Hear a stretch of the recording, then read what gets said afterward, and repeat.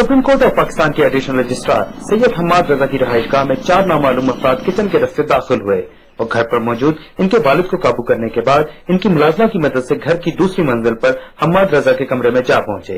अहले खाना के मुताबिक क्लीन शेव इन डाकुओं में से एक ने दरवाजा खुलने पर हम्माद रजा को गोली मारी, जो इनकी दाई कनपट्टी पर लगी और सर में नीचे की जानिब फंस गई।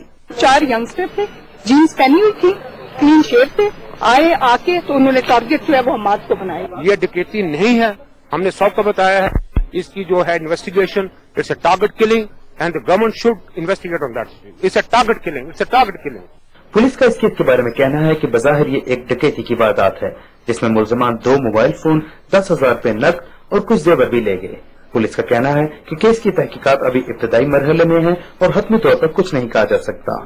डॉक्टर का कहना है कि पोस्टमार्टम रिपोर्ट के मुताबिक हम्माद रजा की जानिब से मज़ाहमत के कोई शवाहिद नहीं है।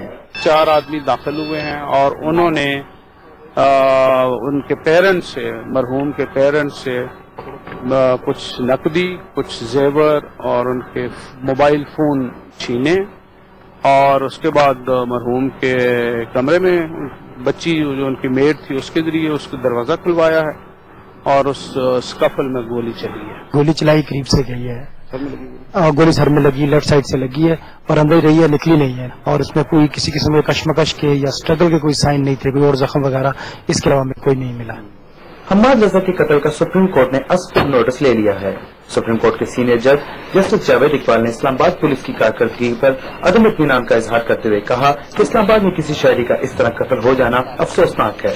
उन्होंने कहा कि सुप्रीम कोर्ट इस केस की रोजाना की बुनियादों पर बराह रास्त तहकीकात कराएगी। इतने गुंजान आबाद इलाके में और पुलिस की पेट्रोलिंग की मौजूदगी में, क्योंकि बता रहे हैं कि जब इंसिडेंट हो तो पुलिस की एक मोबाइल जो है यहाँ अवेलेबल थी।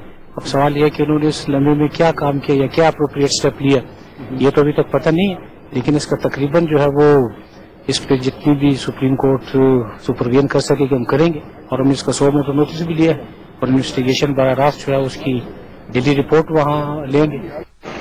मकतूल हम्माद रजा की अहलिया शबाना रजा बरतानवी निसाब हैं। उन्होंने इस्लामाबाद में बरतानवी हाई कमीशन से राब्ता कायम किया, जिसके बाद हाई कमीशन की एक आला ओहदेदार ने इनके घर आकर इनसे मुलाकात की।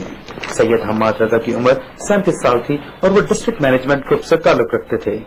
इनके बारे बताया जाता है कि वो चीफ जस्टिस इफ्तिखार मोहम्मद चौधरी के करीबी साथियों में शुमार होते थे और 9 मार्च के बाद इनका सिक्योरिटी इदारों ने 4 रोज तक अपनी हिरासत में भी रखा।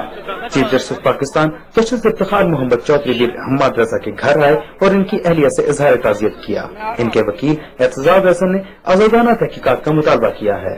नौजवान था जिसको चीफ जस्टिस डेपुटेशन पे मैंने जो सुना है लेके आए थे सुप्रीम कोर्ट में, तो इस पे बड़ा ही दबाव था कि ये बयान उनका कोई मुतमद होगा तो ये बयान दे दे उनके खिलाफ और रेफरेंस को सपोर्ट कर दे। पोस्टमार्टम गैर जानिबदार हाईएस्ट बोर्ड ऑफ डॉक्टर्स से होना चाहिए, क्योंकि डेड बॉडी झूठ नहीं बोलती। डेड बॉडी बताएगी कि ये डकैती थी, डकैती थी, कि ये मतलब टारगेटेड कत्ल था।